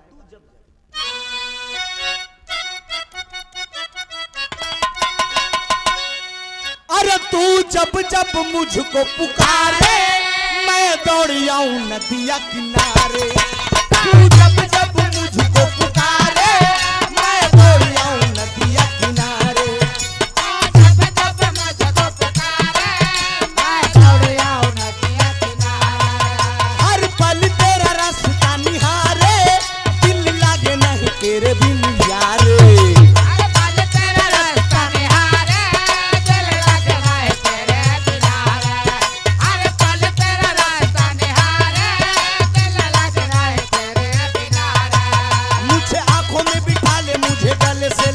मेरे भोले साथिया तुझे दिल दे दिया, मेरा दिल ले लिया, तुझे दिल दे दिया, मेरा दिल ले लिया, तुझे दिल दे दिया, मेरा दिल ले लिया, तुझे दिल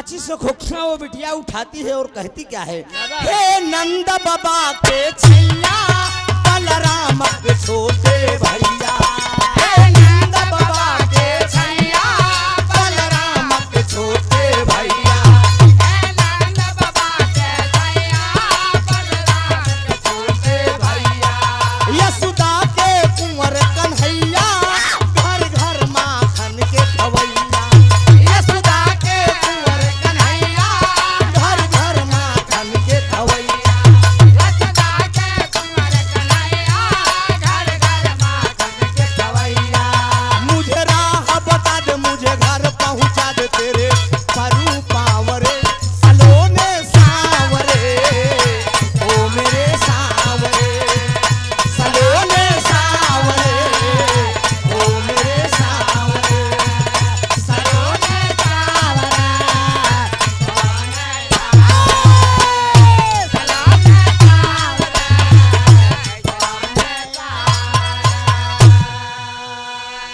यही यही विनती करते हुए वो लड़की भगवान कन्हैया का गुहार कर रही है।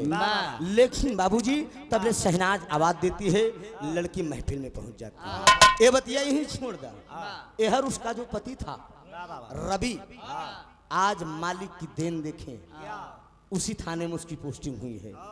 बड़े दरोगा आर एस सक्सेना साहब बोले, बेटा रवि तुम यहाँ नए नए आए हो, अगल बगल कुछ गलियां हैं, वहां लड़कियों का धंधा बहुत होता है, थोड़ा सी गुजरना तो निगाह मार देना बेटा। पार खेड़ा गली जयपुर में आज रवि कुमार की ड्यूटी लग गई है, जहां पर कुसुम बिक के गई है कोठे पे आई है। ध्यान दीजिएगा, उसी मोहल्ले में ड्यूटी लगी है रवि कुमार को, उसी गली में वो टहल रहा है, परेशान है कि शेखर तो जेल चला गया, लेकिन कुसुम न जाने कहां चली गई।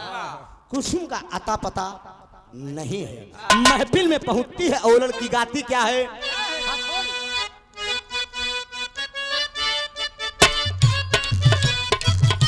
दिया डॉक्टर साहब हमारा उम्र देखिए कितना अच्छा मास्टर आप छोड़ गयो बेदर्दी, छोड़ गया बेदर्दी हम कालई ना गया, जग बजऊ हम कालई ना गया, छोड़ गया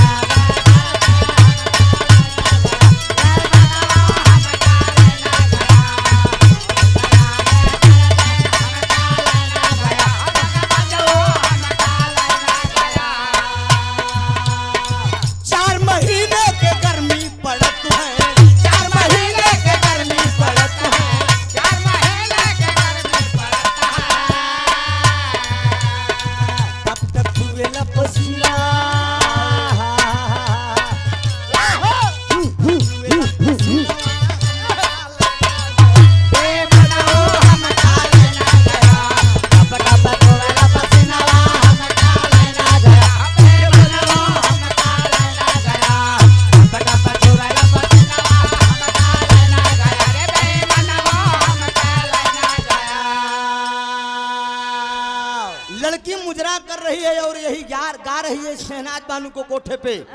तब ले वो जो प्रताप शाह वो उठ गया, उठ के लड़की कुसुम की कलाई पकड़ने की कोशिश कर रहा है, कलाई पकड़ने की कोशिश कर रहा है।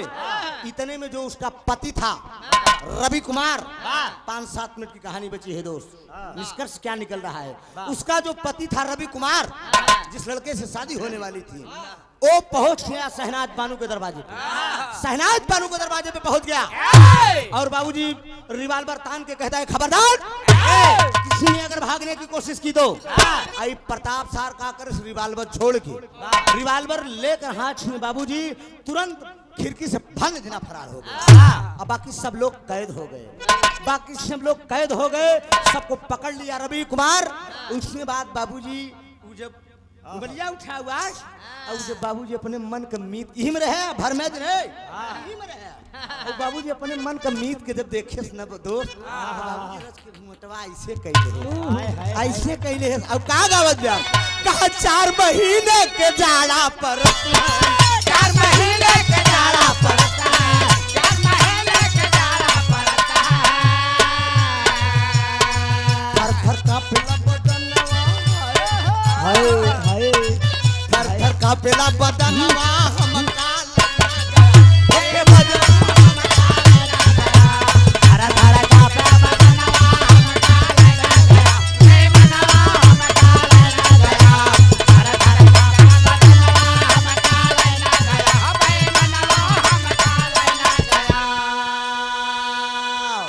मन को मीत को उसने देखा, अपने पति को देखा तो लड़की घूंघट काट लिया। और रवि कुमार इशारा कर रहा है कि लड़की घूंघट उठा। ना ना ना, ऐसा रवि के पकड़ कहा आजा। रवि कहा घूंघट उठा। कौन है तू? अब बाबूजी जब लड़की घूंघट उठाती है, कुसुम जब घूंघट उठाती है तो रवि जब देखता है तो कहता है अरे कुसुम, अवाक रह गया। कुसुम तुम यहाँ कैसे चली आई? कहा हाँ रवि, मैं यहाँ पर आई हूँ। कहा तुम यहाँ पर चली आई? एक वैश्या के कोठे पर। अरे पागल, मैंने अपनी ड्यूटी पीरियड में छुट्टी ले लेकर तुझे कहाँ नहीं ढूंढा। लेकिन कुसुम कहती है कि बस अब मत बोलो, अब मत बोलो, मेरे हालात पर मुझे छोड़ दो। कहा ना, चिंता करने की बात नहीं, मैं अब हूं ना, मैं हूं पगली। किस बात की अब कमी? कोई साला तुझे हाथ लगा के देख ले। बाबूजी शहनाज कहा कैसे आई? कहा मुझे अमरनाथ, बांकेलाल, प्रभुदयाल, प्रताप, बड़े बड़े से ये साले चारों सेठ लाके 50,000 रुपया में बेच डाले। कहा तो चिंता ना कर, इन सालों को मैं जिंदा नहीं छोड़ूंगा। सबको कैद कर लिया, सबको कैद करके ले गया। शहनाज के ऊपर रिहा जरूर है लेकिन सजा मिलनी है। बड़े दरोगा आर्य सक्सेना साहब के पास खड़ा हो गया रवि। कहा जय हिंद सर। कहा बोलो रवि, क्या बात है, इनको पकड़ के क्यों लाए हो? कहा सर ये मेरी होने वाली बीवी है, ये मेरी होने वाली बीवी है, लेकिन ये समाज के दरिंदे ये जितने को मैं पकड़ के लाया हूँ ये समाज के मठिया हैं, मसीहा हैं, ये समाज के पूंजीपति हैं साले। इन सालों का यही धंधा है, गरीब की बेटियों को लाकर कोठे पर बेचते हैं। और आज इस लड़की को भी मजबूरी में इसके हालात पे समय का तकाजा देखते हुए ले जाकर 50,000 रुपए में बेच डाले। आर्य सक्सेना साहब दरोगा साहब बोले कि बेटा मैं तुम्हारे कारनामे पे बहुत प्रसन्न हूँ, बहुत नेक काम आपने किया है। जाओ, मैं तुझे आज छुट्टी दे रहा हूँ, तुम अपनी बीवी के साथ कहीं पिकनिक मनाओ। मैं तुझे छुट्टी दे रहा हूँ, जाकर कहूँ घूमाओ। और रवि और कुसुम जब थाने से बाहर निकलते हैं दोस्त, रवि कुसुम जब दोनों थाने से बाहर निकलते हैं तो रवि पूछता है कुसुम से, कुसुम कहाँ चलें? जहाँ कहो तुम वहां पे चलें। तो कुसुम कहती है कि स्वामी क्यों ना सबसे पहले कहीं घूमने से पहले जेल में चलें, अपने भैया से मुलाकात कर लें, मेरा भाई शेखर न जाने कैसा होगा। कहा ठीक है। मालिक खिदेन देखे, उसका भी सजा पूरा हो चुका है, शेखर भी सजा काट चुका है, वो भी जेल से छूट के अपने घर की तरफ आ रहा है। रास्ते में प्रताप भागा चला जा रहा था। प्रताप को देखकर शेखर कहा साले हम तेरे कारण जेल गए हैं, तुझे हम जिंदा नहीं छोड़ेंगे। प्रताप समझ गया कि हम इसको चोरी के इल्जाम में जेल भेजे हैं, किसी न किसी दिन ये मुझे मार सकता है गोली से। निकाला रिवाल्वर, प्रताप तुरंत शेखर के ऊपर चला दिया। जब शेखर के ऊपर चला दिया तो शेखर तुरंत गिर गया और पैर से लाश जो है बगल में करके आगे बढ़ गया। कुसुम और रवि जब चले जा रहे हो तो आल्हा का भाव दिया गया।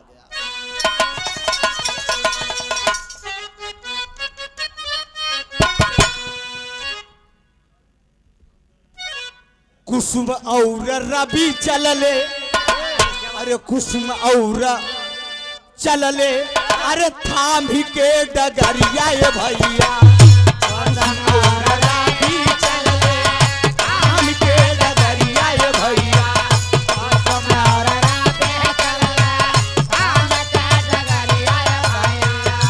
तबल ये कलसिया बाबू कैली हो देखा,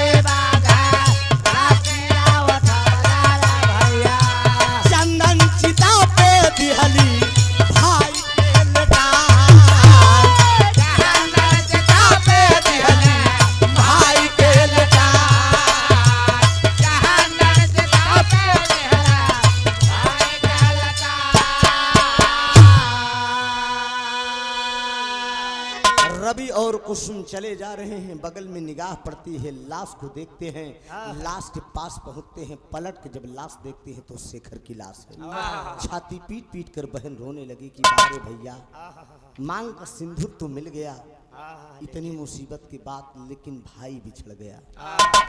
भैया सावन में हम की करी राखी बांधा, की कर राह देखा बिरना। यही सोच के बहन कुस कुस के रो रही है। बारे बहन चंदन की लकड़ी मंगवाती है और चिता लगवाती है। चिता लगवाने के बाद ले जाकर घाट पर आप लोगों की मदद से अपने भाई का दाह संस्कार करती है। दाह संस्कार करने के बाद जब लौट कर आती है, एक मंदिर में जाके दोनों शादी करते हैं। जब शादी करते हैं बाबूजी, शादी करने के बाद आखिरी भाव में होता क्या है?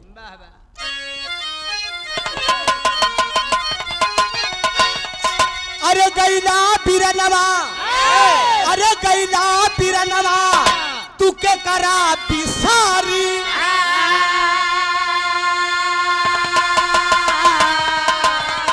अरे कुसुमा बहिनिया के डोलिया सवारी हो, कुसुमा बहिनिया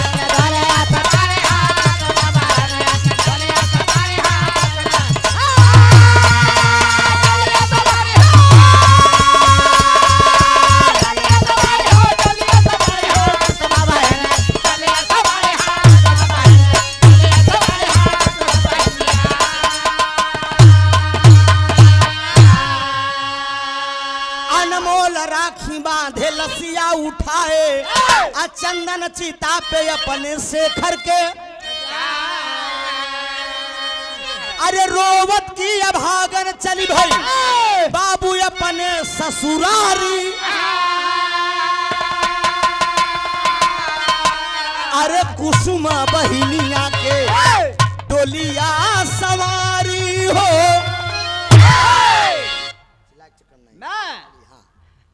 सोचिए आप, चंदन की लकड़ी मंगवाती है और चिता लगवाती है, भाई का दाह संस्कार करती है, और जो पति था उसका रवि कुमार इंस्पेक्टर मंदिर में जाकर शादी करते हैं। मांग में सिंदूर रवि कुमार डालता है।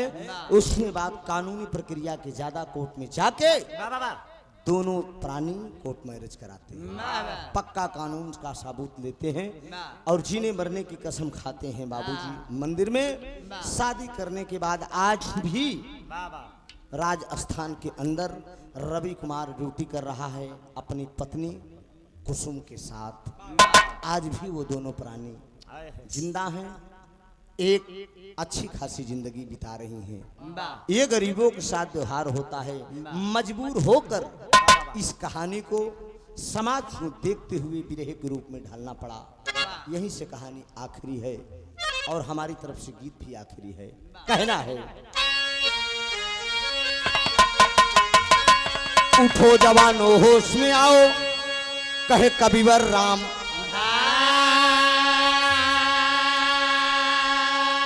हैदर अली जुगनू स्वर्ग में गई रे, गुरु अनिल पे हमको ना।